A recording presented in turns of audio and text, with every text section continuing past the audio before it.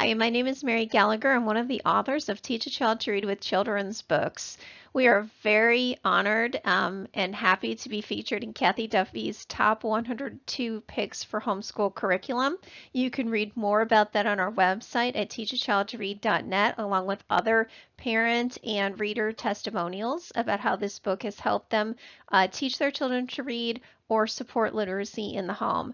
Our book is unique in that we combine story reading, phonics, and writing to promote reading success in a common sense, doable approach to teach your child to read. However, the key component that sets our book apart from other reading programs is that we teach you how to use real children's books and authentic children's literature to promote a love for reading and books. Our program does not consist of a lot of pieces and parts, and it won't cost you hundreds of dollars to purchase additional reading and phonics programs to supplement. We teach you how to do all of that in the book using your library card and the tools and resources that we provide in the book. So again, this is self-monitoring for children and new beginning readers and young readers. Again, these are all the ways that you could connect with us. I hope that this helped you out, and I hope that you'll check out more of our videos, and I hope to see you inside the Facebook group or sign up for our newsletter and get the free chapter if you haven't downloaded it and if you haven't purchased the book yet. Thank you.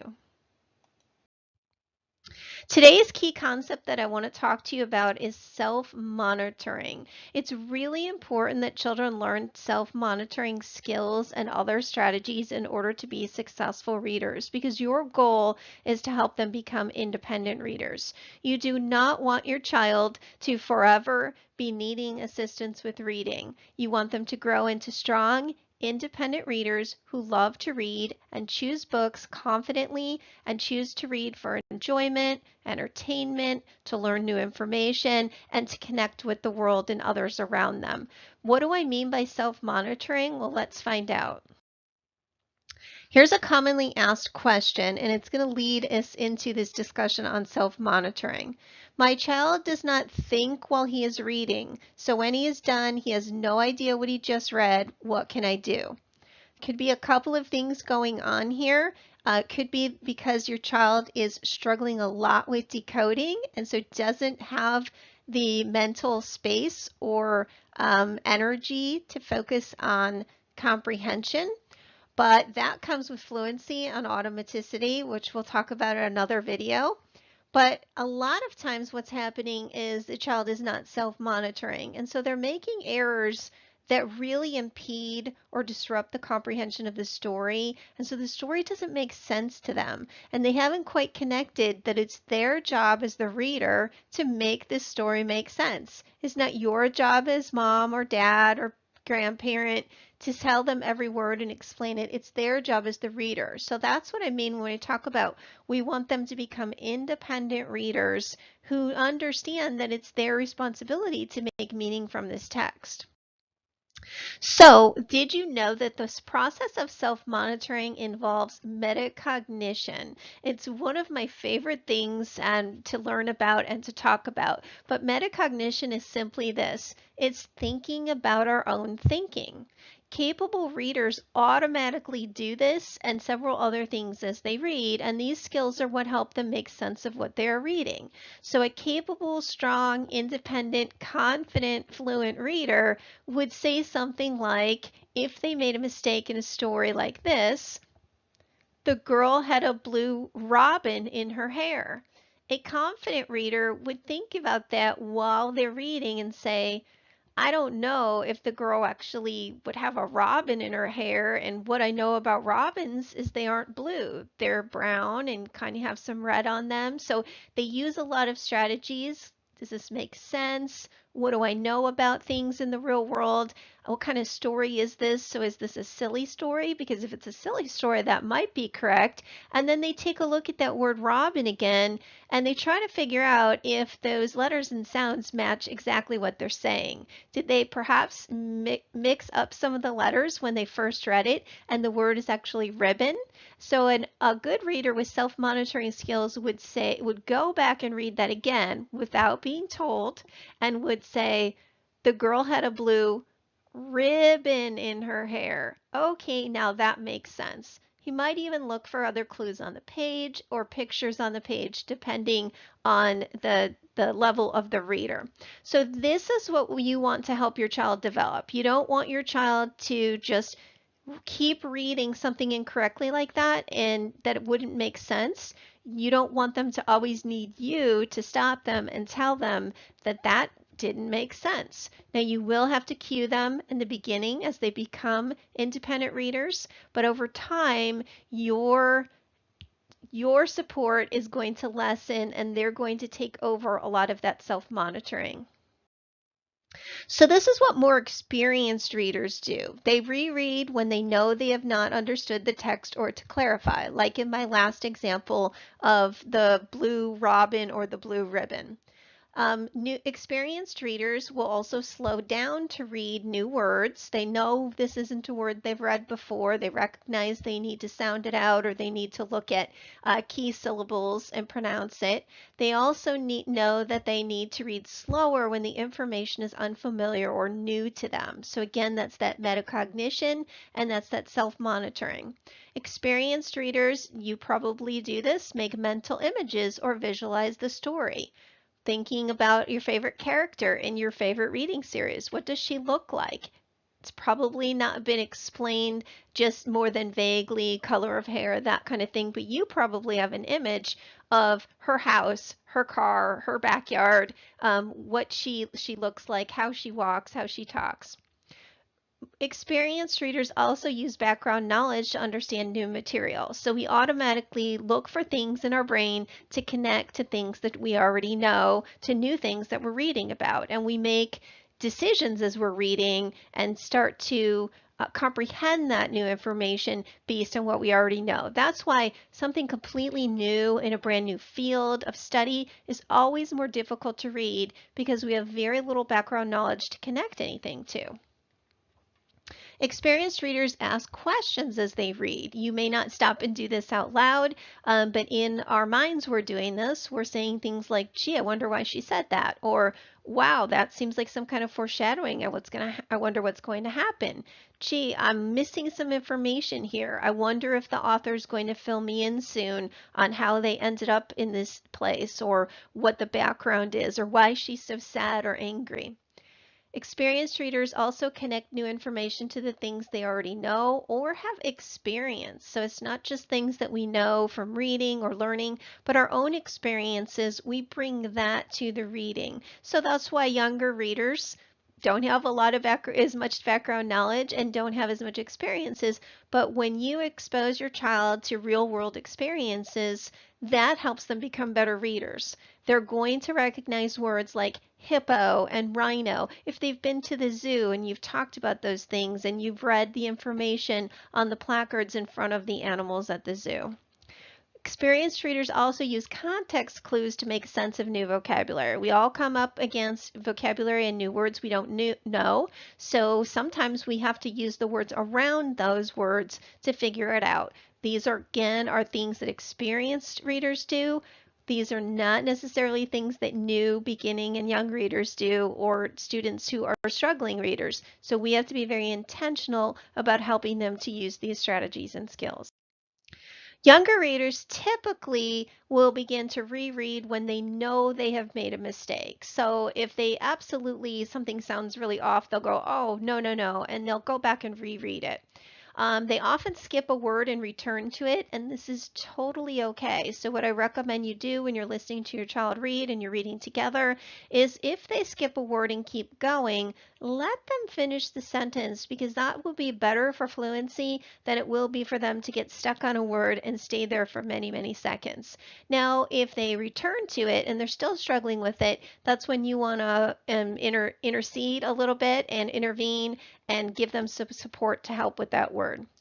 Young readers look for letters and spelling patterns in new words. Our experienced readers, we don't have to do that so much, but our young readers, we're going to be pointing out letter and spelling patterns and saying things like, well, if you know that the word bell is spelled B-L-L, what if we change the B to a W? What is the new word that you get? Or we can point out that a word like spell has ing on the end, and we can help them separate those patterns on those word families, if you will, so they can go ahead and decode the more complex words as they get to them. Young readers use other words in the sentence to figure out unknown words, so that's the context clues. They are starting to do that. Again, that's a strategy you want to help them learn to do. They definitely rely heavily on picture clues, and that's why you'll find the beginning reading books have a lot of pictures, and that the pictures heavily correspond or match to the words. So the pictures are not just kind of an elusive picture that doesn't have anything to do with the story. They're very clear. So if the child is stuck on the word bear, he can look up and see, oh, that the hunter is encountering a bear in the woods, and then he can see it begins with B. Hey, that's good enough. I'm going with bear. So they do rely heavily on pictures, and that's why our young reader books are built with a lot of pictures in them. They do ask themselves if what they read makes sense or sounds right in the sentence. They don't do this initially a lot, so we do have to teach them this, but this is again one of the self-monitoring skills that we really want to teach them and have them learn and use regularly. So what can you do as the guide, support, parent, teacher? What you can do is teach and model each strategy or skill for your child and point out the times when it would be to her advantage to use this particular strategy. So again, now all of this is new. We have to remember for our children, they're developing this whole repertoire of reading skills and strategies. From sounding things out to remembering sight words to asking if it makes sense, to looking for context clues, to predicting while they read, matching words to pictures. There is a lot going on. So just imagine again when you've learned a new skill. Maybe you've taken a carpentry class and you had to learn all the tools and when to use them appropriately. Or maybe you took a cooking class and you had to learn new ingredients and basic new tools for whipping egg whites and things like that, things you didn't use before. You don't know when to use those tools, so that's why your guide or your teacher or your mentor teaches you through those until you can master and make those decisions on your own, and then you begin to become very adept at that. So that's what our children are doing. They don't know yet which tools or which strategies to use. You are there to help and guide them. So this is very important that you understand that your child needs to learn to self-monitor. There is not going to be a magical moment where you are helping them through and then all of a sudden one day they wake up and they're reading fluently on their own. This is a letting go process. So you start out with the hand holding and then you gradually let go until they are independent. But if your child does not learn to self-monitor and learn these skills, they will continue to rely on you too much or their teachers, and they will fail to develop these skills that will leave them not being independent readers and very stunted in their reading growth. So every day you should see some growth in this area. You should always guide your child, but lead them back to a skill or a strategy that will help them gain independence. So keep these things in mind when you're reading in a guided reading session with your child. You will need to teach and model self-correcting and self-monitoring. We've already talked about that, so it's just a given. You're going to need to do it. They don't know which tools and strategies to use when they're still learning. But don't let them rely on you for every word. This is a big one. I've seen children look at their parents' face and then they watch for a face reaction or a nod or a smile that tells them they got the word right. That does not build confidence or independence in our children. So try not to do that. Just practice your poker face. Don't let them look at your face because, you might even have to say, the word is not on my face. You need to look at the word. Now, of course, we want to say that gently. If your child has developed this habit, you need to take responsibility that you helped develop that habit. So you need to go ahead and change that by giving them the confidence that they have the skills they need to figure that out. A really big thing that will hold children back from self-monitoring and trying on their own is fear of failure. So please, please always keep your environment positive. There is no failure when we're learning something. So we cannot say you failed or you didn't do that right because they're still learning. Always use mistakes as an opportunity to teach. Not every single mistake. You wouldn't want someone, if you were learning to, let's say, ice skate, you wouldn't want someone skating along next to you and pointing out every mistake you're making. You would want them to let you practice for a few minutes and then point out one big thing that's going to help you. So if your child is repeatedly making a typical error or struggling with something or is failing to use one of those self-monitoring strategies we talked about, you're going to want to use that as an opportunity to teach them and then build on that the next day and the next week as you go. But don't point out every mistake because that's going to produce that fear of failure in them. Reading does not have to be perfect because they're still learning. So again, these are some self-monitoring skills that you're teaching your child to think about what they're reading. So help them to understand that it's okay to reread when they know they haven't understood the text or they need to clarify something. So if they get to the end of a sentence or the end of a paragraph or the end of a page and they're confused, it doesn't seem to make sense, encourage them that it's okay to go back and reread that so that it makes sense for them. Encourage them to slow down when they know they're getting to new words or information that is unfamiliar. You may want to even preface new material. In fact, I encourage you to do that and say something like, this is about a country that we've never read about before or a country that we've never visited. The name of this country is Brazil. And then give them some information or a few things about the country to kind of preface that and to give them a little bit of background knowledge to work from. Help them to visualize the story, ask them questions. What do you think the girl looks like? What do you think is going to happen next? Things like that, and then help them use any background knowledge that you know that they have. So remind them of the trip that you took to the Grand Canyon and you saw that rattlesnake, or remind them about grandma's parrot and how parrots act and talk and what they eat. So use anything in the child's experience to help connect to that background knowledge. Then encourage them to ask questions as they read. It's okay for them to go, wonder what Nate the Great is going to do next, or wonder what he's thinking. Help them to connect new information to things they already know and have experienced. We talked about that. And then encourage them to use context clues as well. So sometimes just teaching them that the words around the word will help them, or the words around the sentences around that sentence will help them, can sometimes encourage them to take a chance on a new word. So what do we do if our young readers make a mistake? Well, if the mistake makes sense, you know what? Don't worry about it. Now, I don't want that to get into, there's a fine line here. I don't want that to become a consistent bad habit, because when they do get into third grade and beyond, when they are reading to learn new information, it's going to be important that they read for accuracy. But let's just say they're beginning readers and they say steps instead of stairs. I'm probably not going to correct that the first time through. I might go back and if it happens again and again, but I'm going to probably go ahead and take some of those sounds out of those words and practice them, and then hopefully the next time she sees that word, she'll go ahead and correct it. So if the mistake does it make sense? Again, you want to give some time here and wait to see if the reader will fix it, because we really want to develop that self-correcting. So we don't want to jump in right away and go, no, you missed that word, or no, that didn't make sense. See if they, give a couple of seconds, see if they recognize it. Maybe they're going to read to the end of the sentence and come back.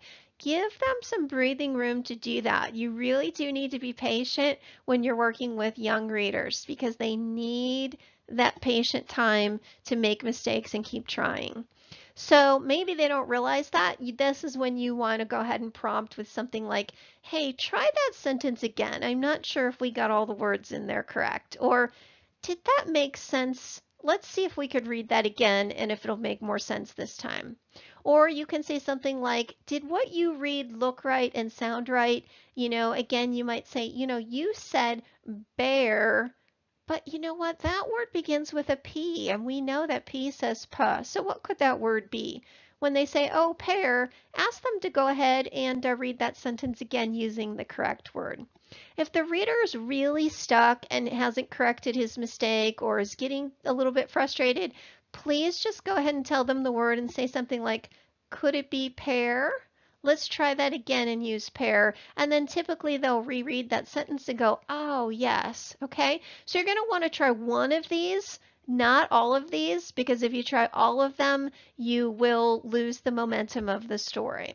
And then I always suggest that you have your reader tell you what the story is about when they're finished, just so you can do a double check with comprehension. Again, what to do if a reader gets stuck. This is if a child's really not trying. I just do a quick 3-second count, not out loud, but just in my head, 1, 2, 3, and then again, try one of the following strategies. You're not going to go through all 5 of these, because by then you've completely lost the momentum of the story and your child is feeling pretty beat up and is not going to want to continue, and comprehension has been compromised and the whole joy of reading gets taken out of this experience. So pick one of these that you think is going to be most appropriate. And again, you're developing strategies in your tool belt as well, so you'll know which strategy will work appropriately for each time this happens, and you'll begin to impart that information and that support to your child. So you can say, try that again. If it's easiest, you could say, look at the picture for clues. Think about what would make sense and sound right in that sentence. Reread the sentence again and get your mouth ready for the tricky word. I've seen children where they're mouthing the word, and I know that they want to say it, but because they're fearful, or maybe they've been told no a few too many times, they're worried about making a mistake. So we want to get them comfortable with making a mistake, just like when you're singing in the car and you're singing the words to a song that comes on the radio, and you don't have the lyrics just right, but you don't care because you're having fun and you love singing. That's how we want our children to feel about reading. It's okay if they say the wrong word. If they think reading has to be perfect, we are crushing the love of reading out of them. We don't want to do that. And then, of course, if it's really going to be too difficult for them, or you sense there's a frustration setting in, just say, could it be, and then tell them the word, and then that will help them move on to the next sentence. Some things to not do, and I've kind of already hinted at these, but just try to avoid the word no. Every time the child hears no in response to a mistake, it's very, very triggering. And so children become very fearful and lose their confidence. Confidence is so critical for young readers. So please allow them to take risks and have courage. Do not intimidate them from trying again, and just don't say the word no, or don't say that's wrong. Use one of those other prompts that we talked about before. So you can just tell them the word to move on, especially if it's a difficult word, if they're getting tired. We talked about all of that, but do not worry if you feel it's an appropriate move to just give them the word. But at the same token, don't assume the word is too hard. Give them a quick chance, but be ready to help if they need it. Don't let it go on very long. And don't make them struggle until they get it. Follow the steps above and then tell them the word if they are still stuck. So, another way to help children self-monitor is to talk about what they've read or talk about their reading or how they feel about their reading after they've read it. So, it's important for children, again, to take ownership. I'm the reader. Mom's not the reader. Dad's not the reader. Teacher's not the reader. I'm the reader. So, how well do I think I read today? And sometimes they can just circle these and you can keep this, especially if your child needs some help with confidence and fluency. They can, and ask them what they mean. Don't give them you were a 3 today. Ask them why they think they read that way. This would be for kind of a little bit of an older child. Here's one for a really young child. How do they feel about their reading today? If they're constantly giving you the frowny faces, you want to talk about that, and maybe you want to back down your reading level and give them easier text to read so they can start giving more smiley faces. Children are amazingly intuitive, and they know when they're reading well, and they know when they struggled that day. So again, this is self-monitoring for children and new beginning readers and young readers. Again, these are all the ways that you could connect with us. I hope that this helped you out, and I hope that you'll check out more of our videos, and I hope to see you inside the Facebook group, or sign up for our newsletter and get the free chapter if you haven't downloaded or if you haven't downloaded it and if you haven't purchased the book yet. Thank you.